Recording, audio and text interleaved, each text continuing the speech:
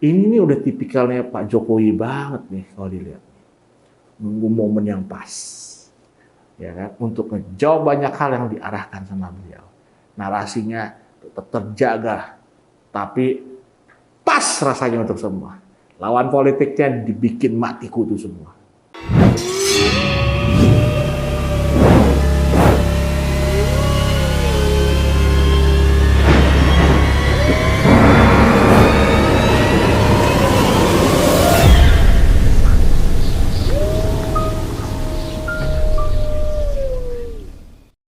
Halo, selamat. Lagi pengen tidur jadi seger pas dikirimin video. Ada yang jaga jarak saat salaman gitu. Ya. Jokowi membuat geger lagi dunia pemberitaan. Kali ini kehadiran Jokowi membuat warna yang berbeda dalam sebuah pesta. Emang Pak Jokowi ini selalu bikin viral, bikin FYP dari semua yang dilakukan. Ajaib memang. Jokowi hadir di acara peringatan ulang tahun Golkar di JI Expo Kemayoran, Jakarta Pusat. Acara tersebut turut pula dihadiri para ketum dari partai politik seperti Ketum Nasdem Pak Surya Paloh, Ketum Demokrat Pak Agus Harimurti Yudhoyono, Ketum PAN Pak Zulkifli Hasan, dan juga PLT Ketum P3 Pak Mardiono hingga Ketum Perindo Pak Haritha Nasution. Dari pelaksanaan acara tersebut beredarlah beberapa video yang menjadi perbincangan dalam jagat dunia maya. Nah, salah satu yang asik buat dikomentarin itu tentang gestur Pak Jokowi saat salaman dengan Pak Surya Paloh. Terlihat nih, Pak Jokowi kayak ngelak halus. Atau mungkin ya kali ya kalau misalkan udah pada nonton itu kayak tidak gitu. Tangan Pak Surya Palohnya sebelah kiri udah masuk nih, mau narik badan Pak Jokowi untuk berpelukan. Tapi tubuh Pak Jokowi ini mampu nahan supaya nggak kejadian. Tangan Pak Jokowi ya kan menggantung seolah memberi tanda, males dipeluk lo, careless nih, ya kan. Mau so deket, so akrab nih, menggenggam erat tangan Pak Jokowi dengan memegang-megang pundak sambil mau peluk-peluk. Tapi Pak Jokowi ya tetap dia berdiri kokoh, nggak bergerak dan hanya menyodorkan tangan tanpa memeluk balik. Lagi pula ya, ini secara etika, ya nggak boleh lah main asal peluk gitu, tepuk-tepuk bahu. Apalagi orangnya jabatannya lebih tinggi. Sekalipun pejabat itu lebih muda usianya atau ada kedekatan sekalipun, ya kan, nggak bisa sembarangan gitu di hadapan umum. Mungkin Pak Jokowi nggak mau berpelukan alat teletabis karena Pak Jokowi takut, geli, ya kan, sama brewoknya yang mengerikan. Video itu sepertinya mengisyaratkan bahwa, sorry bro, kita udah nggak sejalan lagi nih, ya kan. Orang yang bersikap seperti itu mungkin aja berpikir kalau yang dicalonin oleh Pak Surya Paloh ini nggak berbobot. Karena tantangan ke depan itu lebih berat, nggak bisa diselesaikan hanya dengan kelola kata-kata. Ini adalah bahasa tubuh yang bisa kita lihat sama-sama, ya kan. Ini seolah menghancurkan harga diri Pak Surya Paloh yang sok-sokan mau akrab dengan Presiden Jokowi. Tapi nggak dianggap. Lagi mungkin udah dianggap pengkhianat mungkin ya. Seolah nih ada kode dari Jokowi bahwa Nasdem udah memilih untuk berseberangan demi mengusung Anies Baswedan. Jadi ada baiknya untuk jaga jarak aja. Kalau bersikap negarawan ya, jangan lempar ke Jokowi, tanya aja ke Nasdem. Kenapa milih banting setir? Sekarang malah jadi kayak duri dalam daging. Duri dalam daging. Ada lagi video yang beredar tentang apa yang diucapkan Pak Jokowi dalam pidatonya.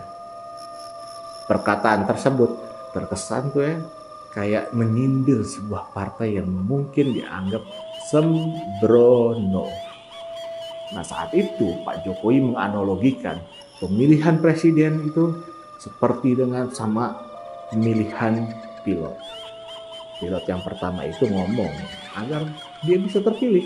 Dia bilang, saya akan patuhi hukum penerbangan internasional. Saya akan terbang di ketinggian 30.000 kaki. Itu yang pertama bilang gitu pilotnya. Nah, pilot yang kedua bilang, semua calon penumpang akan saya dudukkan di kelas bisnis. Semuanya ya kan akan saya berikan diskon tiketnya. Jokowi lalu bertanya, siapa calon pilot yang lebih menarik? Ya, dia bilang, orang akan tertarik pada calon kedua.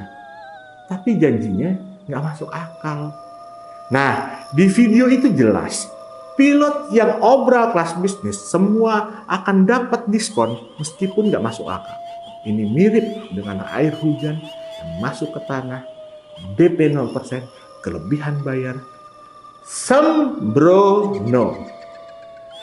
Dia mengaku, yakin nih Pak Jokowi bilang Golkar akan dengan cermat dan hati-hati dalam mendeklarasikan calon presiden dan calon wakil presiden 2024. Dia mengatakan Golkar ini akan memilih capres, cawapres dari tokoh-tokoh yang benar. Pernyataan Jokowi itu secara langsung atau tidak menjadi sebuah kritik atau masukan bagi partai yang hadir pada saat itu. Ya, dalam konteks jangan sembrono dalam memutuskan siapa capres ini lebih ditujukan kepada Nasdem yang udah punya jagoan, yakni Anies Baswedan. Dari sini udah bisa terdengar jelas kalau Jokowi gak terlalu setuju dengan langkah yang dilakukan Nasdem. Apalagi sejak mengusung Anies, Nasdem ini jadi terlihat kesannya kayak ugal-ugalan.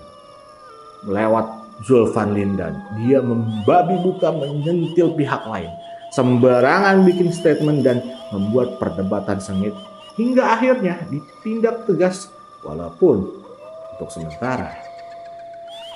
Jangan pilih capres yang nggak bisa kerja, cuma jago kata-kata doang. Negara ini bukan seperti bisnis UMKM yang bisa dipimpin oleh siapa aja. Indonesia adalah negara besar dan dengan penduduk terbanyak, ya kan, urutan keempat di dunia.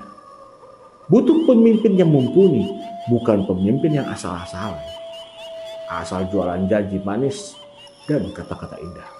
Apalagi di belakangnya dia ada elit-elit yang dari mukanya tuh udah gak sabar untuk berjaya. Apalagi pemimpin yang didukung oleh gerombolan intoleran yang suka menggunakan politik agama dan politik identitas. Bahkan gak segan untuk ngancem orang lain. Ngancem dengan ayat dan mayat, surga dan neraka. Negara ini sungguh besar. Dan kalau sampai dikuasai sama kelompok ini, maka negara ini dalam bahaya besar. Sekarang aja mereka itu udah melunjak petantang petenteng. Nggak terbayang deh kalau mereka nanti berkuasa. Mau jadi seperti apa Indonesia nantinya. Ini nih udah tipikalnya Pak Jokowi banget nih kalau dilihat. Nunggu momen yang pas. Ya kan? Untuk menjawab banyak hal yang diarahkan sama beliau. Narasinya tetap terjaga. Tapi pas rasanya untuk semua. Lawan politiknya dibikin mati kutu semua. Sebaiknya Partai Nasdem paham dong, masa nggak bisa sih hire pakar gestur daripada ketumnya kena jet tipis-tipis nih dari Pak Presiden, yang ya para menterinya mundurlah, nggak kasihan apa ketumnya diperlakukan kayak gitu. Saran aja itu bisa diterima atau tidak. Oke lah. Kita tahu bahwa semua bisa melakukan manuver apa aja. Wah. Dan itu hal yang biasa dalam perpolitikan. Di Indonesia, horornya politik itu ya kayak gini.